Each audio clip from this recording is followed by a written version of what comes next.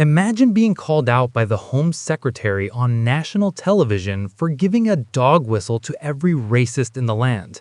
Not subtle criticism, not political disagreement, a direct accusation that you're deliberately sending coded messages to racists across Britain. That's what just happened to Nigel Farage, courtesy of Shabana Mahmood on Sky News. And it's not happening in a vacuum. Farage is simultaneously dealing with allegations from former schoolmates claiming he made anti-Semitic comments as a teenager, including reportedly saying Hitler was right and making gas chamber references. So we've got historic bullying allegations, contemporary accusations of racist dog whistling, and Farage doing what he does best, denying everything while stoking exactly the controversies that keep him relevant.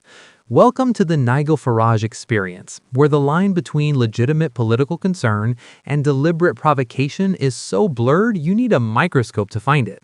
Welcome back to UK Political Insight, where we track every explosion, accusation, and spectacular meltdown in British politics. And trust me, this one's got layers. Shabana Mahmood, the brand new Home Secretary who we've already discussed inheriting an impossible job, decided her opening move should be taking a flamethrower to Nigel Farage on breakfast television. Trevor Phillips asked her directly if she believed Farage was a racist, which is the kind of question that usually gets diplomatic non-answers. But Mahmood didn't duck it. She said Farage does something almost worse than being straightforwardly racist. That's a calculated statement. She's not quite calling him a racist directly, probably for legal reasons, but she's saying his behavior is potentially more dangerous. An open racist gets dismissed and marginalized. A clever dog whistler maintains respectability while empowering and encouraging racists. They provide intellectual cover and political legitimacy to views that would otherwise be relegated to the fringes. In Mahmoud's framing, that's more insidious because it's harder to combat and more socially acceptable. Now, before we dive deeper into what Mahmoud said and why it matters, we need to talk about the context, because this isn't just political point scoring.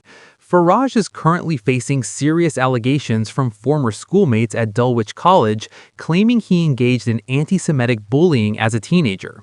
One Jewish former pupil alleges Farage told him Hitler was right and made gas chamber references, complete with hissing sounds mimicking the Holocaust. Other students have backed up claims of racist behavior.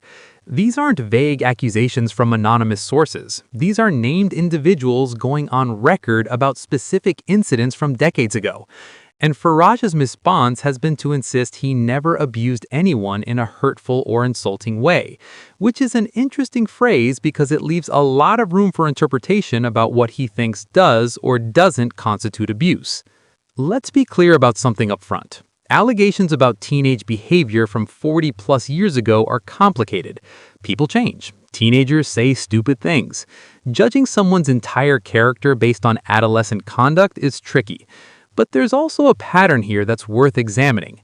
When multiple people independently describe similar behavior, when those descriptions align with contemporary public rhetoric, when the person being accused has built an entire political career around inflammatory statements on immigration and national identity, the allegations start fitting into a broader narrative. That doesn't automatically make them true, but it makes them harder to dismiss as completely irrelevant ancient history. Mahmoud's accusation about dog whistling is particularly interesting because she's not claiming Farage is openly racist. She's saying he's carefully calibrating his language to maintain plausible deniability while sending signals to people who are openly racist. That's actually a more sophisticated critique than just calling someone a bigot. A dog whistle works by operating on two frequencies. Normal listeners hear one thing, usually something that sounds like legitimate policy concern. But the target audience hears something else, a validation of their prejudices, an indication that the speaker is secretly on their side. It's political communication designed to activate certain groups without alienating mainstream voters who would be repelled by explicit racism. And Farage is genuinely brilliant at this, which is why he's so controversial and so effective. Take his recent comments about Glasgow that Mahmoud was presumably referencing. Farage pointed out that 29% of school children in Glasgow don't have English as their first language and claimed this was leading to cultural smashing of the city. Now, on its face, that's a statement about demographic change and linguistic diversity in schools. You could argue it's a legitimate concern about integration and education policy. But the phrase cultural smashing isn't neutral. It's loaded language that implies destruction, that frames diversity as an attack on existing culture rather than an evolution of it. That's the dog whistle. People concerned about immigration hear validation. Racists hear something stronger, an acknowledgement that their fears about replacement and cultural destruction are justified.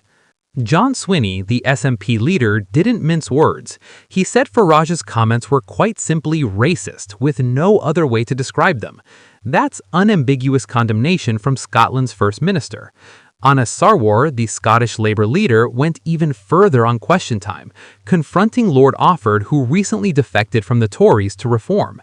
Sarwar demanded to know why Offord was presuming Glasgow children with non-English first languages were new migrants, why he was presuming they don't speak English, and why reform was using Glasgow children to spread bile and poison into communities.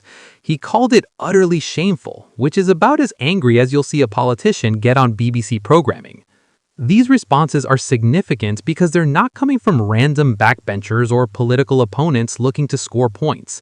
Swinney and Sarwar are major political leaders directly calling out Farage for racism. Mahmood is the Home Secretary, the person responsible for Britain's entire domestic security and immigration policy, saying on national television that Farage is dog-whistling to racists. This isn't fringe criticism. This is mainstream political leadership saying Farage has crossed the line. The question is whether it matters, whether these accusations have any impact on Farage or his supporters, or whether they just feed into his narrative of being persecuted by the establishment. Because here's the thing about Farage. Controversy is his oxygen. He thrives on being attacked. Every accusation of racism, every denunciation from political leaders, every heated exchange on Question Time just reinforces his brand as the outsider telling uncomfortable truths that the establishment wants to silence. His supporters don't see these accusations as disqualifying. They see them as proof he's right. If the SNP and Labour and the Home Secretary are all ganging up on him, he must be threatening the comfortable consensus they're trying to protect. That's the narrative Farage sells, and it's incredibly effective with a certain segment of voters. So when Mahmood accuses him of dog whistling, is that a devastating critique or free publicity? When Swinney calls his comments racist, does that damage Farage or validate his supporters' belief that legitimate concerns about immigration get dismissed as bigotry? There's a real strategic question here about whether attacking Farage helps or hurts. Some argue you have to call out racism whenever you see it, regardless of the political consequences. Others argue that engaging with Farage on his terms just amplifies his message and gives him the attention he craves. There's probably no right answer, because both approaches have failed to diminish his political influence over the last 2 decades. Let's dig into the specifics of what Mahmood said, because the phrasing matters. She said Farage does something almost worse than being straightforwardly racist. That's a calculated statement. She's not quite calling him a racist directly, probably for legal reasons, but she's saying his behavior is potentially more dangerous. An open racist gets dismissed and marginalized. A clever dog whistler maintains respectability while empowering and encouraging racists. They provide intellectual cover and political legitimacy to views that would otherwise be relegated to the fringes. In Mahmood's framing, that's more insidious because it's harder to combat and more socially acceptable. The plausible deniability point is crucial. Farage has spent his entire career perfecting the art of saying inflammatory things while leaving just enough ambiguity to claim he's been misunderstood or taken out of context. Talk about immigration concerns, and you can always say you're worried about numbers and integration, not about race or ethnicity. Use phrases like cultural smashing, and you can claim you're just being descriptive about rapid demographic change. Make jokes about having German blood as a defense against accusations of xenophobia, and you muddy the waters enough that proving malicious intent becomes nearly impossible. It's a deliberate rhetorical strategy, and it works. But the schoolboy allegations complicate this because they describe behavior that doesn't have plausible deniability. Telling a Jewish classmate Hitler was right and making gas chamber sounds isn't ambiguous political rhetoric. If those allegations are true, they're examples of straightforward anti-Semitic bullying with no room for alternative interpretation. That's why they matter, even if they're from decades ago. They potentially reveal what's actually behind the carefully calibrated public statements.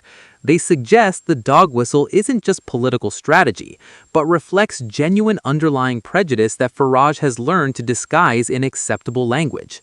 Farage's response that he never abused anyone in a hurtful or insulting way is doing a lot of work in that sentence.